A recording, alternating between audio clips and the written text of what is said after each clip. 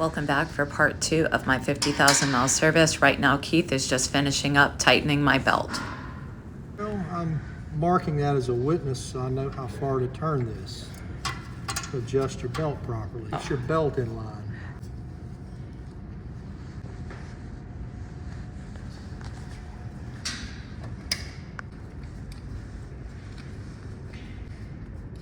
Is that a torque wrench? This is a torque wrench.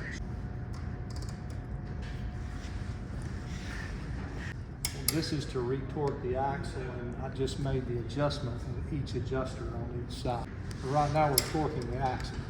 Proper specs. Swing arm is what the axle is attached to. Yeah, this is your swing arm.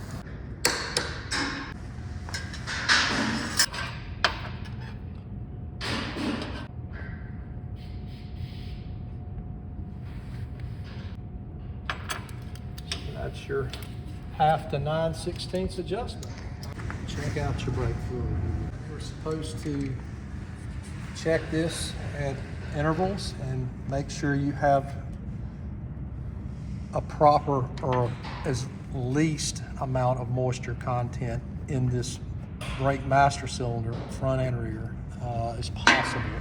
But this is something all Harley riders should do, and in my opinion, from everything I see, severely neglect this procedure. So we're going to see how much actual moisture content is in your brake fluid. So we're going to check that moisture content. It was at 0, right? Yeah, if it were really bad, it would register 4. 3 to 4%, you should be replacing that fluid. So okay. You're good, but we're going to flush that anyway.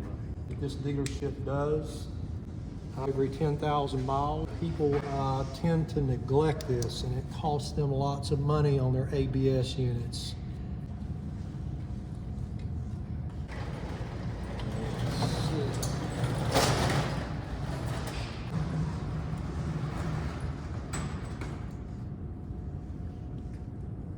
So how long have you been with Crossroads? I've been with Crossroads about 2 years now. Mike is a super great general manager. He's a really nice guy.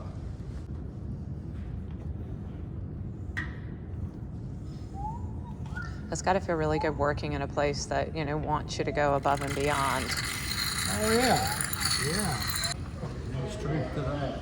This is, as I said, this is something that a lot of people hadn't been neglected on this bike. Everything's good, and it can get bad. Considering some of the conditions that you travel in, this could get bad in a short period of time. That's why you at least check it. A little bit of contaminant just from moisture, everything.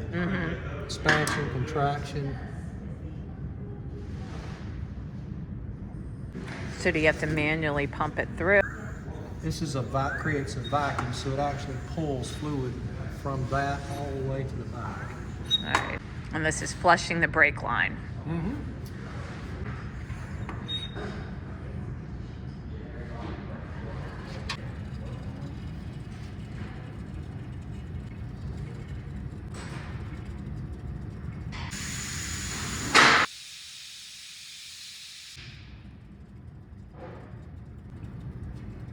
This is very satisfying.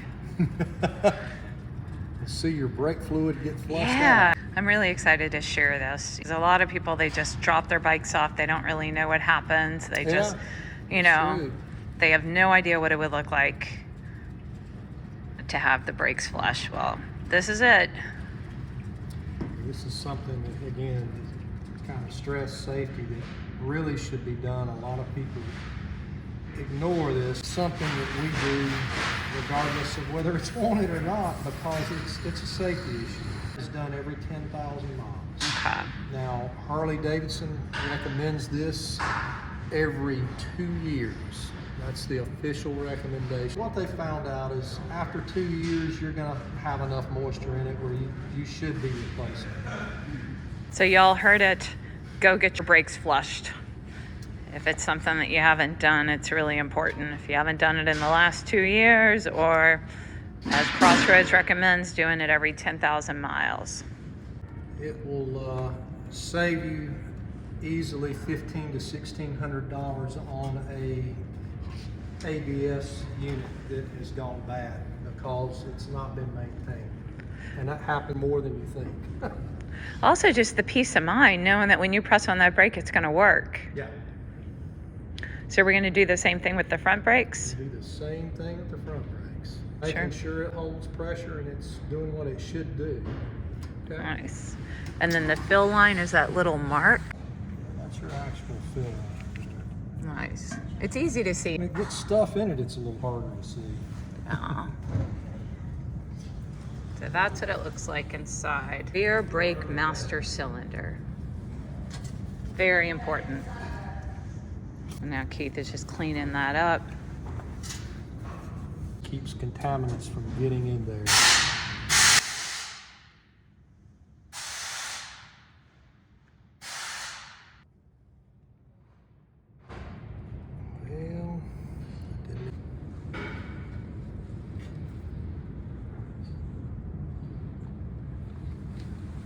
Well, this can be a little tricky once they've been on and off a time or two. This one is being tricky.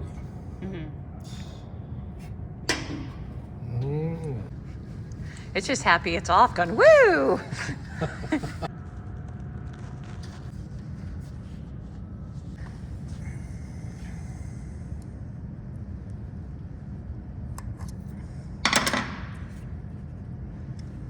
That did the trick. Now,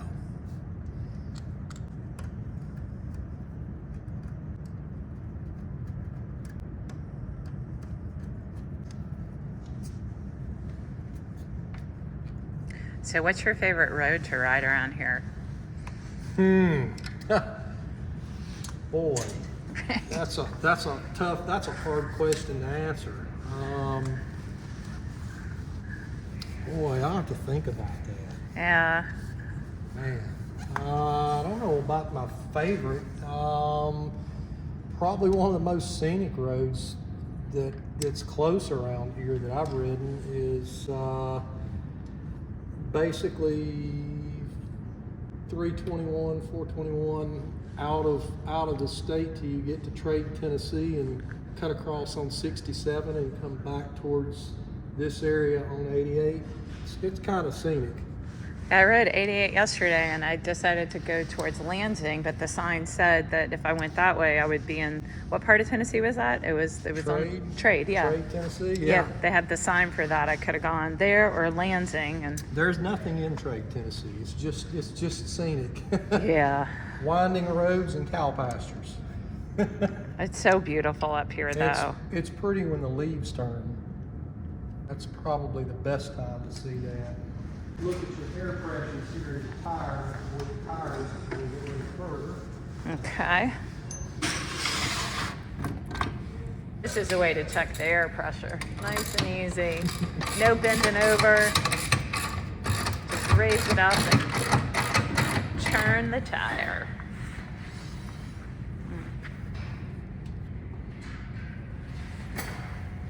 All right, I gotta make sure we got at least 40 PSI in there. I don't know if that's what the manufacturer of the tire recommends. That's what the frame of my bike says in my manual, so that's what I'm going off of. That's pretty much the recommendation. It's up a little bit, but probably a portion of that Temperature difference? is due to temperature. I'll lower it just a little bit. Yeah, this morning when I headed out, it was right at 40, but it was cold. And this is something all motorcycle riders should do every time they get on their motorcycle, is check the pressure. It extends the life of your tire and it can help you out. This one should be at 36 in the front. I'll lower this just a tad. There may be a difference between my gauge and yours. It's probably what the big difference is. Yeah. Not much there. That's good. Most a lot of people's air pressure is 5, 15, 20 pounds off. Wow, that's scary. It is. And you can tell an immediate difference when you ride the bike, that's for sure. Yeah. All right, lower this thing down on the front brake. All right, so front brakes are next. So we've done already. We changed the oil filter, and the O-ring that goes along with that. Changed out the primary fluid, changed out the transmission fluid. We oiled the kickstand to make sure that's nice and smooth. Checked the tension on the belt.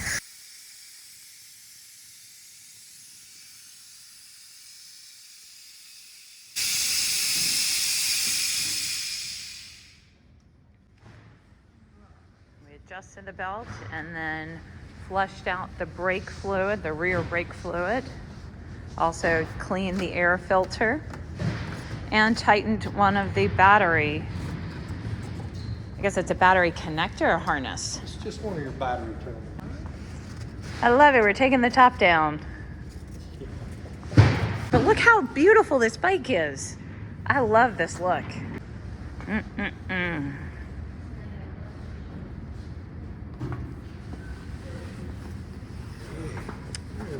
That's nice. Yeah, it's a lot fancier than the towel I use at home.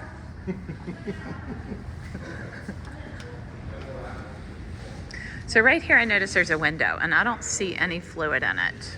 And it's more than likely because you're actually leaning at an angle. And all the fluid's there. Yeah, you actually have fluid there. Oh, I can see it now. Yeah. Yeah, it's 'Cause it's kinda yellow. hard to see. It really is. So this brake line runs Down, and this one has ABS brakes, so this goes to an ABS module and then goes from an ABS module then down to your caliper. nice.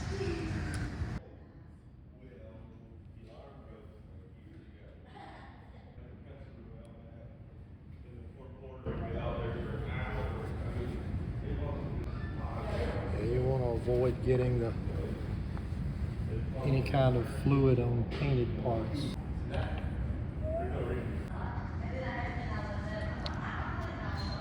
And using that siphon pump.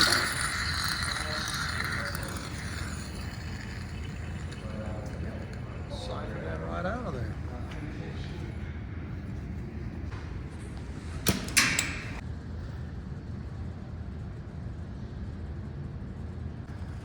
See, it's being flushed out. Very important service. Everyone make sure you're doing this.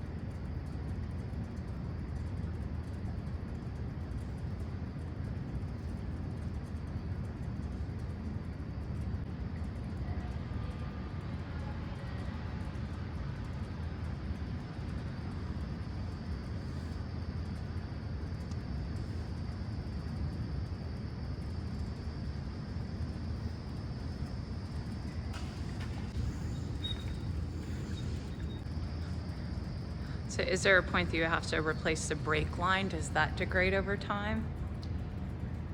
They've gotten a lot better about that. It can, to answer that question short, it can, but the newer brake lines are much better. They're quite a bit more robust than the older lines, so unless you've done some things that have caused them to kink or bend and kink in an improper way, you really don't have to worry about them too much.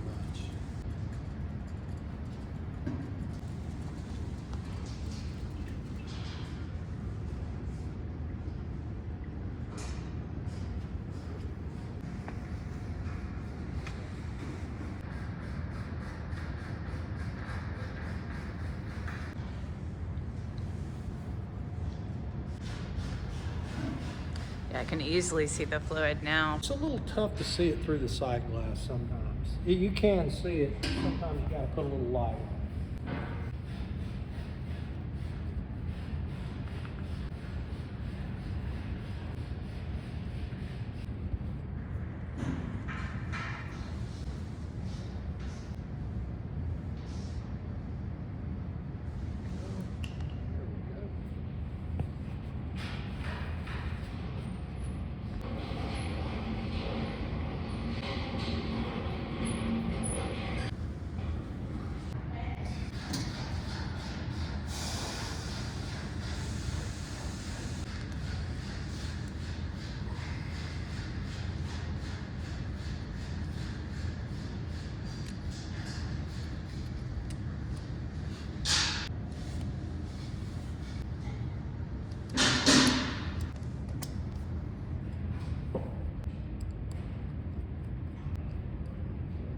now see Yeah. your level a little bit now. Mm-hmm. Yeah. Easily. Yeah. Because it's nice and clean.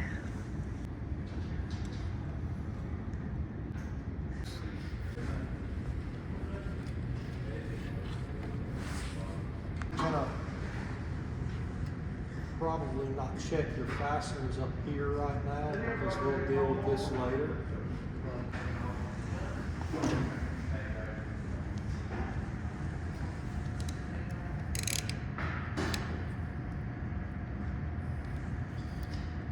These things can loosen up as time goes on.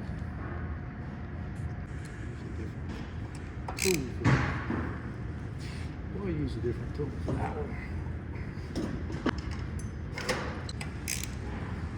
So this is just to make sure that it's in alignment or it's tight. Make sure your handlebars are nice and tight. There's nothing actually loose there.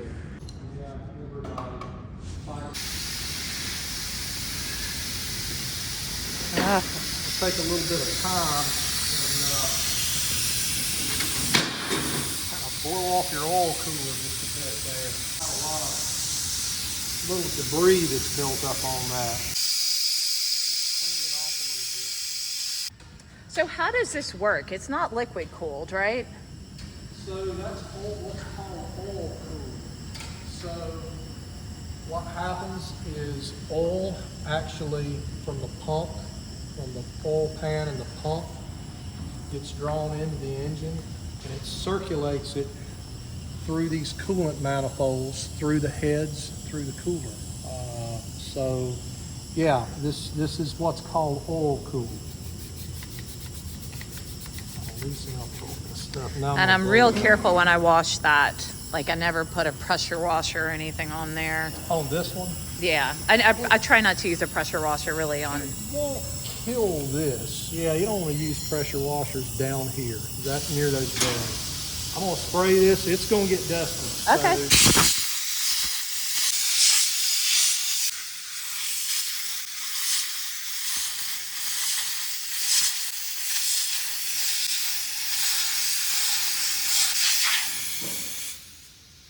So that's not something you do a lot, but when you can see there's a little buildup on there, it's worth doing. Well, like when I go out west, it fills up with bugs. Yeah, So when I do that, like, how should I clean it? a nylon toothbrush. Okay. This is a little bit bigger than a nylon toothbrush, but yeah, just take it and kind of work it with the grain of those veins, the cooling veins. So not side to side, up and down. Yeah, you don't want to do it side to side. It's really not going to do you any good. Just work it with the veins. Thank you. That's it for part 2. Part 3, we'll have the rebuilding of the fork, so tune in next week. I'm Jordan. I believe in gear shifting gratitude, and I'm here to share it with you.